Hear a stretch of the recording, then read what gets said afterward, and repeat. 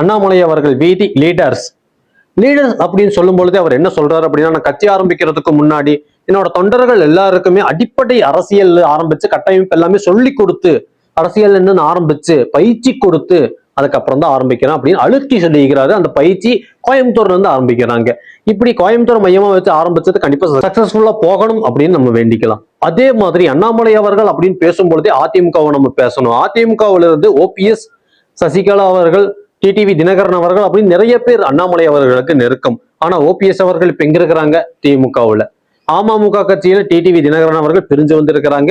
சசிகலா அவர்கள் தனி கட்சி ஆரம்பிச்சு என்ன பண்ணிட்டு இருக்கிறாங்க அப்படின்னு தெரியல. இப்படி இருக்கும் பொழுது என்னதான் அதிமுக ஆகாது, அதிமுகவை எதிர்த்து பேசினாலும் கூட அதையும் தாண்டி அதுல இருக்கிற ஒரு சிலர் இவருக்கு நெருக்கமானவர்கள். அதை வைத்து பார்க்கும் பொழுது வர 2031 எலெக்ஷனை மையமா வச்சு, ஏன்னா அண்ணாமலை அவர்கள் வர 2031 எலெக்ஷனை நான் சந்திக்க போறேன் அப்படின்னு சொல்லியிருக்கிறாங்க. அதனால கண்டிப்பா அமமுக கட்சி இவரோட கூட்டணியில் இருக்கிறதுக்கு வாய்ப்பு. அதே மாதிரி ஓபிஎஸ் அவர்கள் திமுகவை விட்டு வெளியே வருவார்கள் அப்படிங்கிற ஒரு சின்ன கொஸ்டின் மார்க் இருக்குது. இதெல்லாம் வச்சு பார்க்கும் பொழுது ஒருவேளை அண்ணாமலை அவர்கள் என்டிஏ கூட்டணிக்கு சேராமல் இருக்கும் பொழுது அமமுக கூட்டணி சேர்ந்து இன்னும் அண்ணாமலை அவர்கள் மிகப்பெரிய இம்பாக்ட் கிரியேட் பண்ணுவாங்க. அதுல எந்த ஒரு சந்தேகமே இல்லை. இருந்தாலும் பிஜேபி தலைவரா இருந்து வந்ததுனாலயே என்னமோ அவர் இன்னும் பிஜேபி RSS அந்த கொள்கையை வச்சுதான் பார்க்க முடிகிறது. அதனால அவரோட கொள்கை எப்படி இருக்குது, அவரோட கொள்கை தலைவர்கள் யார், அவரோட செயல்பாடுகள் என்ன, இப்படி டிவிக்கு எப்படி முதல்ல இருந்து வந்தார்களோ அதே மாதிரி இவங்களும் முதல்ல இருந்துதான் வராங்க. அதனால நம்ம கம்பேரிட்டிவா பார்க்க முடியாது. தனி கட்சி அவர்கள் என்ன பண்ண போறாங்க அப்படின்னு பார்க்கலாம்.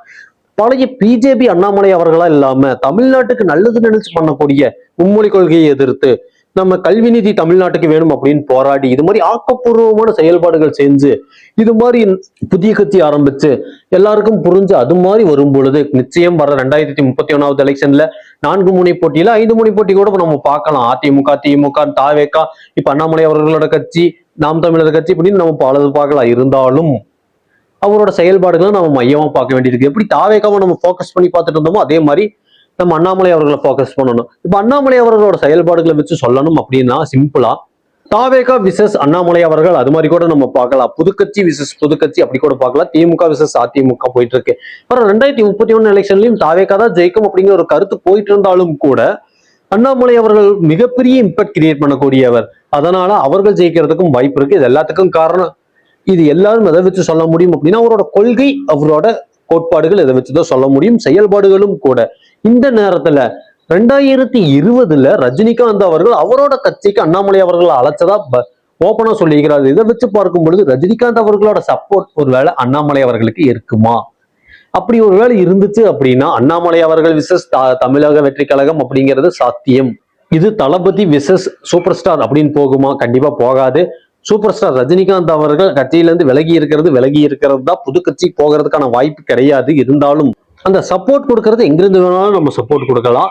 அரசியல் சூழ்நிலையை பொறுத்துதான் சொல்ல முடியும். ஒருவேளை அரசியல் சூழ்நிலை மாறி இப்போ அண்ணாமலை அவர்கள் நான் தனித்துதான் போவேன்னு சொல்றவர் அப்போ ஒருவேளை கூட்டணி அமைக்கலாம். இது உங்கள் கடைசி தீக்குச்சி. உங்களோட கருத்துக்களை மறக்காம சொல்லுங்க.